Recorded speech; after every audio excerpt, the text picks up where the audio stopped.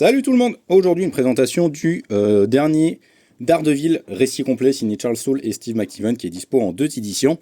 L'une en prestige avec son très beau au dos toilé rouge, voilà, où il y a des bonus en plus à l'intérieur, des bonus en plus, c'est pas mal ça.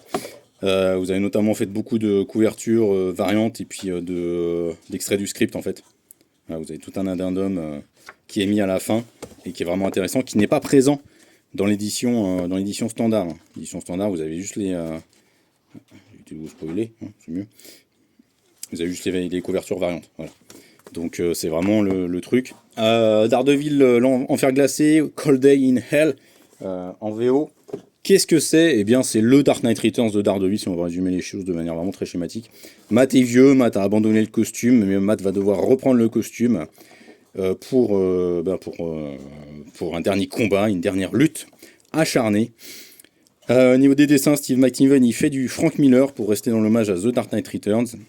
Il y a des idées de composition qui sont géniales, mais alors vraiment, moi, je trouve ça d'une laideur incroyable.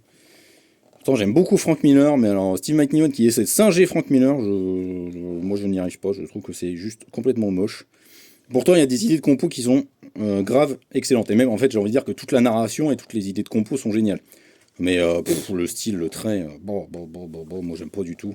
En plus, je trouve que la colorisation est pas du tout. Je sais pas qui c'est qui a fait la couleur dessus. Ah bah c'est Dean White, voilà, c'est pour ça que c'est moche. Forcément, ça explique tout. Mais voilà, c'est vraiment pas incroyable dessus. Pourtant, au niveau du scénario, c'est quand même vraiment intéressant avec cette approche Dark Knight Returns. Alors, bon, Soul, il enlève un peu tout le côté social qui est pour moi une valeur, enfin un truc indispensable dans Dark Knight Returns. Mais pour autant, il arrive vraiment à faire une belle synthèse de Matt Murdock. Et pourtant, j'aime pas du tout le run qu'il a fait dans la continuité principale sur Daredevil. Mais là, je trouve qu'il fait un bon truc. Je vous en mets pas trop là, parce que j'ai pas envie de vous spoil. Il ramène des schémas classiques de Daredevil, de Matt Murdock. Mais voilà, à côté de ça, c'est vraiment... Au niveau du scénario, je trouve que c'est vraiment réussi. Moi, c'est les dessins qui me... Enfin, voilà, moi, ils me freinent complètement. J'y arrive pas du tout.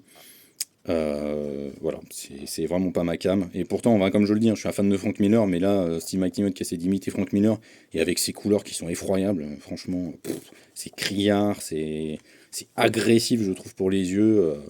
Franchement, enfin bon, c'est Dean White, donc à quoi est-ce qu'on pouvait s'attendre d'autre de la part de Dean White? Je pense que c'est un des pires coloristes en activité à l'heure actuelle. Bref, ce n'est que mon avis. Donc voilà, Daredevil, Enfer glacé, dispo en deux éditions. Je ne veux pas en dire plus, parce qu'il n'y a pas grand-chose de plus à en dire.